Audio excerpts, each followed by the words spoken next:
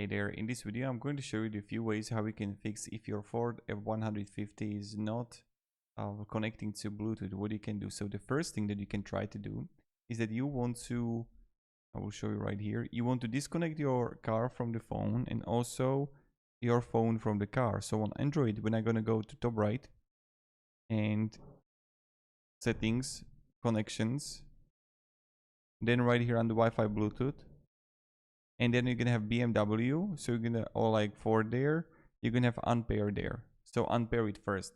The second thing that you can try to do, maybe it's going to fix the issue for you. You're gonna have a link down below in the description.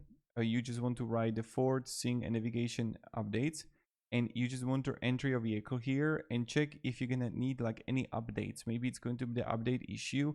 So definitely, so just add here your Ford VIN number. This is like forcing a navigation update. Just write it to Google. You're going to find it. This is the second thing to try. And the third thing is that you just want to locate for the fuse box. And it's going to be right here, here. And you can take it down. And then it's going to be all these things you're going to have here. And what you want to look for is that you just want to look for the sync based on the menu. And it's going to be primarily the 10A. Use micro 210A.